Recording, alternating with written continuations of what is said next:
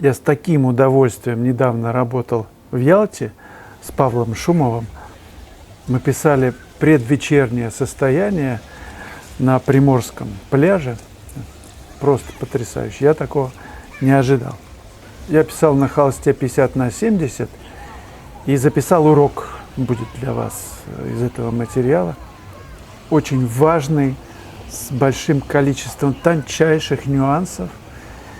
Когда я его смонтирую, я вам расскажу, это будет очень важно для тех, кто занимается. Epic Punch. Почему так много маслянистов и так мало акварелистов?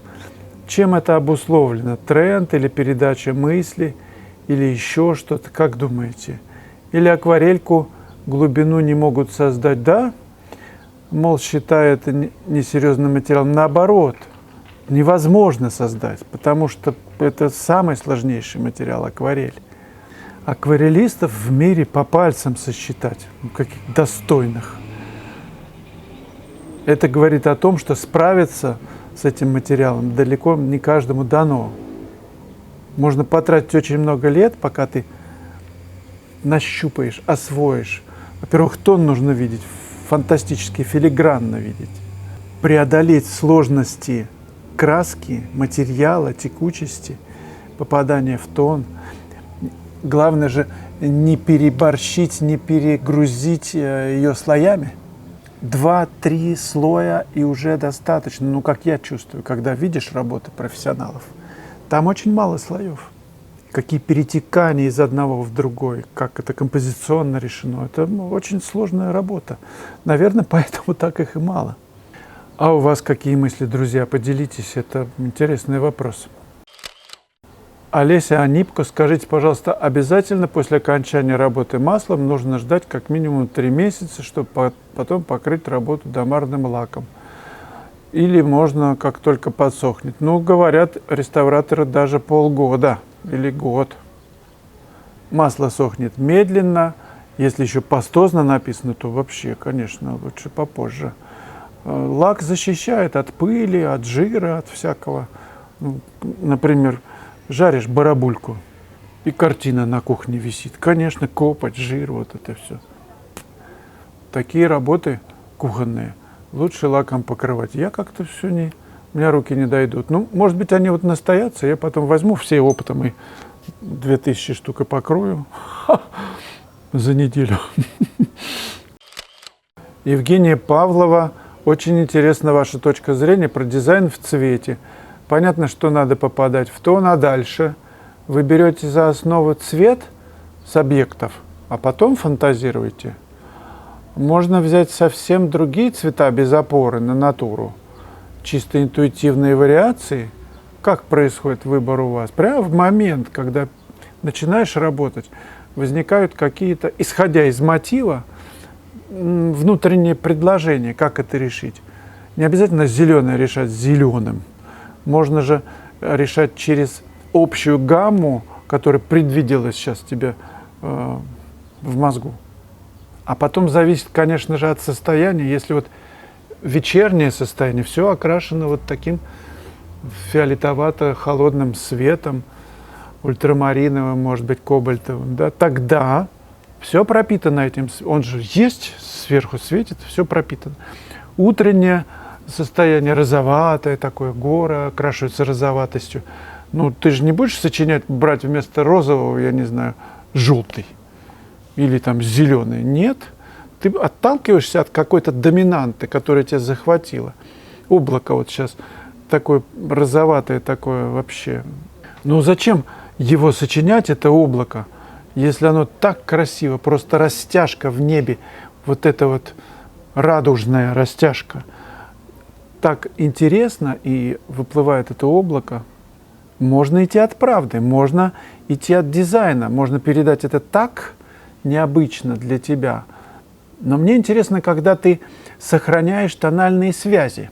Связи — это вот какие-то зоны каждого пятна, ну там облако, часть глубины неба, там море, вот эти вот связи, то есть как они друг к другу относятся по секторам. А фантазировать ты можешь, конечно, если почему нет. Но меня как-то отталкивает пока что может быть, потом изменится. Например, когда солнце уходящее не в тоне. У Мане тоже, у Коровина были не в тоне. Ну, понятно, что он видит это, но он, наверное, сделал такой дизайн. По мне, перебор, не очень. Ну, но налицо искажение вот этих тональных связей, о которых я говорю. Это выбор художника, следовать им или нет. Творчество. Если это увлекательно, Евгения Павлова, сочинять на основе сюжета разные композиции, ну, просто делайте это. И вот эта дорога, она вам подскажет, какие вы сами выберете вариации. Главное, что их бесчисленное множество. Решения одного нет. Один сюжет, но решение. Поэтому художники разные все. Но ведь один может художник быть разным. Разве это не ключ, что все мы разные? И это ведет к тому, что в пределах своей жизни ты можешь по-разному подавать себя, по-разному разговаривать, по-разному смотреть, видеть по-разному, замечать и предлагать различные вариации решения. Хорошая задача. Ради этого стоит жить. Ален Лайт. Слава, подскажите, пожалуйста, вы на продажу в таком же варианте выпускаете холст? А то все привыкли на подрамники, и чтоб по бокам и снизу был холст по паре сантиметров приклеен. Как реагируют покупатели из России на это? Ну, речь идет о работах малого формата, как я понимаю. Я оставляю кромочку там в 5 миллиметров или 10 миллиметров, так, чтобы живопись, картинка, не съедалась вот этими 5 миллиметрами кромки паспорту или рамы, в которой она вставлена. Чтобы она, ну, маленькая работа, чтобы она целиком была в раме. Небольшого формата работы вполне адекватной цены, так что вы можете посмотреть на сайте. Я обязуюсь еще подвыложить, у меня много накопилось новых работ. И у меня из разных стран заказывают, я отсылаю, проблем нет. Холстик обычно наклеиваю на твердую основу, а там уже заказчик оформляет в раму. Как реагируют? Реагируют, что мне приятно, на живопись. Вот эта реакция важна. А рама там, не рама, это же несложно, в конце концов, оформить. Раму человек может подобрать под интерьер. Ну, в общем, не проблема. Главное ведь, что налито в рюмке. А о рюмке забываешь, когда уже горячо стало. Ну, имеет, конечно, значение фужер. Красивое вино, красивая обстановка, музыка, фужер. Одна знакомая на пленеры даже привозила фужеры. Вроде бы всякий скарб, навалом всяких вещей. Фужер важен. Я это ценю. Ну, хорошее вино не станешь же пить из пластикового стаканчика. Правда? Глядя на закат. Ну, как-то и закат померкнет.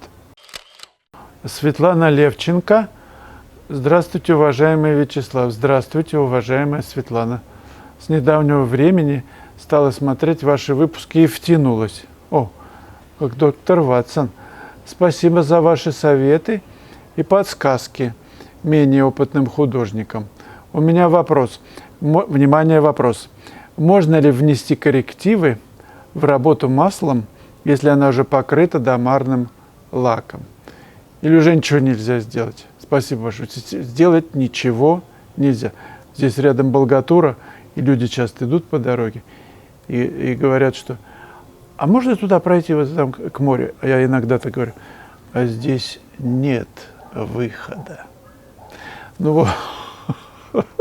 Берете, Светлана, чеснок, головку и вот так вот прочистили, такая липкость образуется, и пишите себе хоть 100 раз.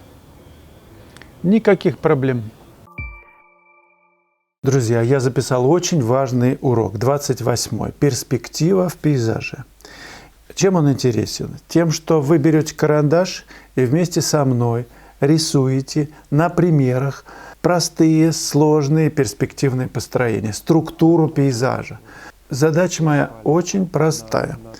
В этом уроке на 1:40 примеров разных структурных перспективных ситуаций. Их просто нужно порисовать, отработать, чтобы быть как рыба в воде в самых сложных перспективных структурах. Логика. Если понятна логика, Я уверен, что порисовав один раз вместе со мной вот все эти изменяющиеся улочки, какие-то кривые лестницы и так далее, один раз будет достаточно, чтобы потом несколькими взмахами кисти наметить эту структуру и писать красками. Просто вы пропитаетесь этой перспективой, не будет никаких проблем с ней. И вы, конечно, понимаете, если художник не видит перспективу или плавает в ней, то какой бы живопись ни была качественной, эти ошибки, на них просто невозможно на такие работы смотреть. Это нужно поправить, сделать это раз и навсегда. Заходите в школу либо по этой ссылке, либо под каждым уроком развернуть меню, и она там есть. www.online.korolenkov.art. Уверен, вместе мы покорим самые высокие вершины. Удачи!